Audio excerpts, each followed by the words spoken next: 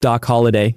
He wasn't the lead of the story, yet he completely stole the spotlight with nothing more than a pistol, a southern drawl, and the shadow of death hanging over him. Val Kilmer's portrayal of Doc Holliday in Tombstone is the kind of once-in-a-lifetime performance that should have been etched into Oscar history, but the Academy didn't even give him a nomination.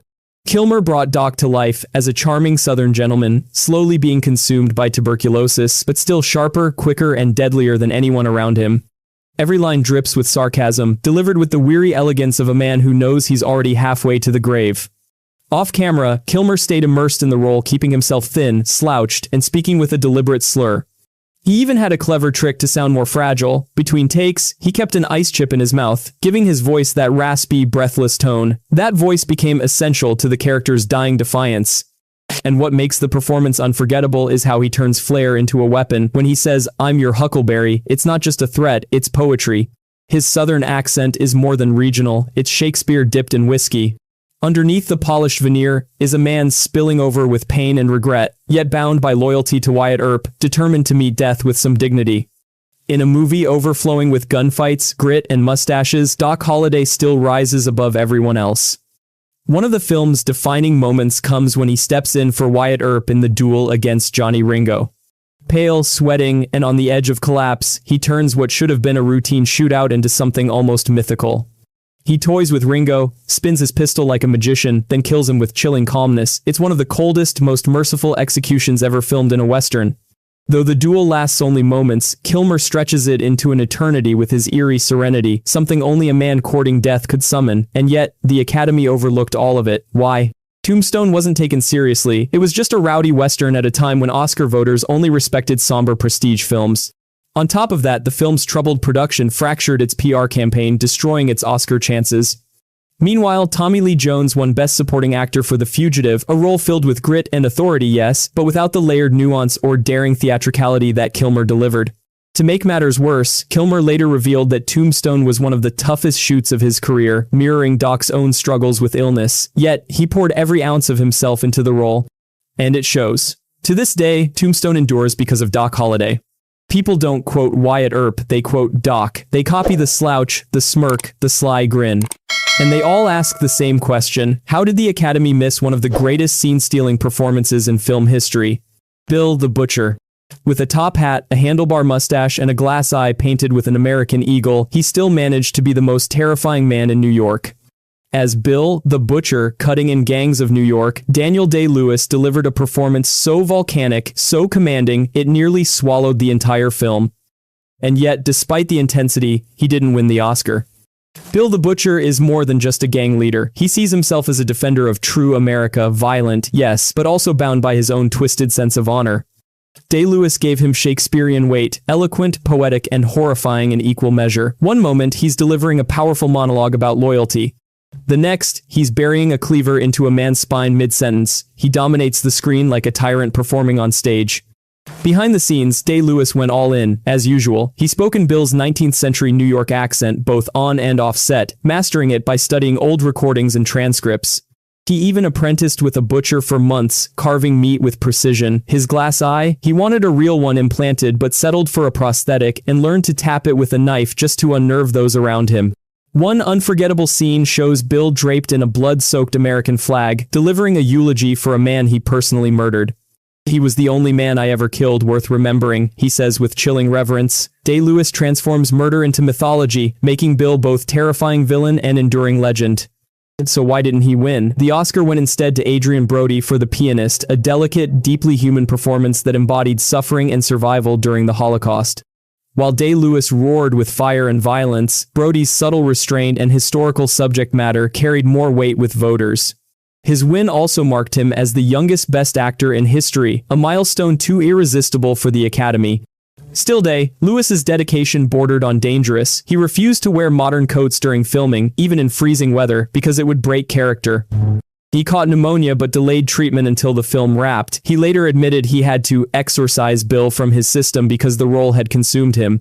Gangs of New York was intended as a sweeping portrait of America's bloody beginnings, but it's Day-Lewis who gave it its soul-shaking war cry. He didn't just act, he detonated.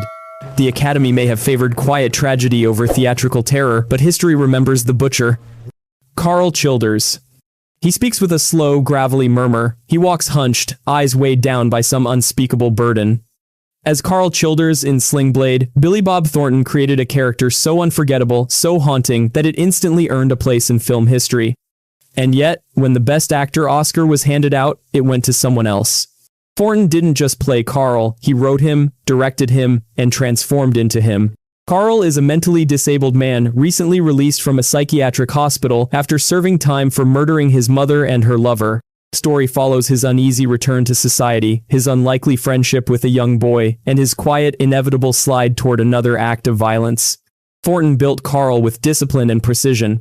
The stiff posture, the hollowed stare, the peculiar responses, everything feels authentic, not for show, but because Karl himself observes the world with cautious calculation. He is gentle one moment and chilling the next. The roots of this character go deep. Thornton first created Karl in a one-man stage play, later adapted it into a short, and finally into the feature film. By the time Sling Blade was shot, he had performed Karl hundreds of times. On set, he altered his own face without heavy makeup, drooping his eyelids, jutting his jaw, and forcing a limp. He often stayed in character even when the cameras weren't rolling. One of the film's most unsettling scenes comes when Karl tells his young friend's abusive stepfather with eerie calm, "I reckon I'm gonna have to kill you." No shouting, no anger, just quiet certainty. Moments later, with a lawnmower blade, he follows through. It's not just violence, it's Karl's distorted version of protection. Thornton makes the audience feel the crushing weight of that choice without ever excusing it. Though nominated for Best Actor, Thornton lost to Jeffrey Rush for Shine, a performance filled with musical triumph and emotional turbulence. The Academy has always leaned toward uplifting inspirational arcs, and Karl Childers was anything but. Instead, Thornton received the Oscar for Best Adapted Screenplay, an extraordinary achievement for a first-time filmmaker. But here's what most people overlook. Sling Blade was made on a shoestring budget in Arkansas. Thornton even mortgaged his own house to get it finished. Against all odds, he carved out a film and a character that still reverberates through cinema. That walk, that voice, that blade. Karl Childers remains one of the most chilling, unforgettable creations ever put to screen. Aaron Stampler. He enters trembling, stammering, drenched in blood, and leaves as one of the greatest manipulators ever captured on film.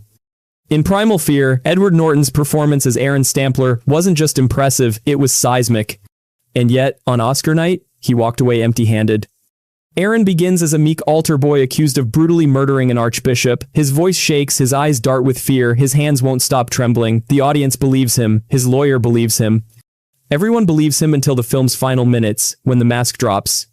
Aaron vanishes, and Roy emerges, cold, cunning, calculating, the stutter, the fear, the innocence, all of it revealed as a masterful act. Norton shifts so seamlessly between the two personas that the twist hits like an earthquake, redefining everything we thought we saw. What makes it more remarkable is that Norton wasn't a star at the time, he wasn't even known. He beat out more than 2,000 other actors in open auditions. For his very first film role, he delivered a performance that felt like the work of a seasoned veteran. He built distinct voices, postures, and facial tics for Aaron and Roy, rehearsing until he could slip between them in an instant. To preserve the illusion, the production kept much of Roy's material a secret even from the cast. The reveal stunned not just the characters on screen but some crew members as well. And when Richard Gere's lawyer character visits him at the end, Norton's transformation is chilling. He drops the stammer, lowers his voice, lets the smile creep across his face, and delivers the truth. There never was an Aaron. It's a moment so shocking that audiences walked out of theaters desperate to rewatch, hunting for the breadcrumbs Norton had left behind. That isn't just acting, it's sleight of hand. So why no Oscar? Norton lost to Cuba Gooding Jr. for Jerry Maguire. Gooding's turn was funny, charismatic, endlessly quotable, show me the money, and became a cultural phenomenon. But it didn't demand the technical mastery or tonal range Norton displayed. The Academy chose the crowd pleaser, leaving Norton's extraordinary dual performance in the shadows.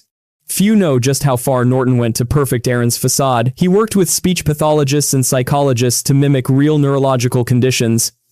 In test screenings, audiences didn't even realize Aaron and Roy were the same person until Norton's name appeared in the credits. Primal Fear made Edward Norton an instant star. It also set a bar so high that some still call it his greatest work. The Academy may have missed it, but film history hasn't. Malcolm X. Few performances have ever felt as transformative, as commanding, or as spiritually alive as Denzel Washington's portrayal of Malcolm X. For more than 3 hours, he didn't just act, he resurrected the man. And still, when the Oscars came around, the award went to someone else. Washington charted Malcolm's full journey from Detroit Red, the slick hustler on the streets, to the fiery spokesman of the Nation of Islam, and finally to a man softened and strengthened by pilgrimage, standing with calm authority for justice. The voice changes, the walk changes, even the eyes change. It's not just an actor shifting gears, it's a life evolving in real time. His authenticity was so precise that civil rights leaders who had personally known Malcolm admitted they forgot they were watching a performance. Washington studied everything: archival footage, FBI surveillance tapes, speeches, and personal writings, absorbing Malcolm's rhythms, his cadence, his essence. Spike Lee insisted Washington was the only choice for the role, and the results proved him right. One of the film's most iconic moments comes when Malcolm leads a disciplined line of men to a hospital where a black man beaten by police is denied treatment. He raises a single finger, the crowd disperses instantly, and a stunned officer mutters, "That's too much power for one man to have." You feel it, it isn't bravado, it's authority born of spirit. But the Academy had other plans. Washington was nominated, but the Best Actor award went to Al Pacino for Scent of a Woman. Pacino had been nominated 7 times without winning, and voters were determined to finally honor him. His loud, flamboyant performance, punctuated by the famous "hoo-ah," was entertaining, but it didn't carry the historical weight or layered depth of Washington's portrayal. Pacino's win was framed as overdue. Washington's masterpiece became collateral damage. What's often forgotten is how much sacrifice went into making Malcolm X. When the film ran out of money, both Washington and Spike Lee took pay cuts, even working for weeks without pay just to finish. Washington refused to wear any costume unless it was historically accurate, down to the stitching of Malcolm's suits. The authenticity resonated. Malcolm's own children praised Washington's work. Nelson Mandela himself appeared at the end of the film, reciting Malcolm's words in tribute. Some viewers even believed they were seeing archival footage when in fact, it was all Washington. The Oscars may have overlooked it, but history hasn't. Malcolm X is shown in classrooms, cited by activists, and revered as the benchmark for biographical performances. Washington didn't just portray a man, he gave us a revelation. Ron Kovic. No charming smile, no action hero swagger, no running. In Born on the 4th of July, Tom Cruise stripped away everything audiences expected of him and delivered one of the rawest, most uncompromising performances of his career. And when Oscar night came, the Academy passed him over. Cruise plays Ron Kovic, a patriotic young man who enlists with pride and enthusiasm. At first, he's pure Americana, marching in parades, draped in red, white, and blue, brimming with youthful confidence, but Vietnam shatters him. On the battlefield, his face twists from determination to panic as bullets fly. He's shot in the spine, left paralyzed, and condemned to a wheelchair for the rest of his life.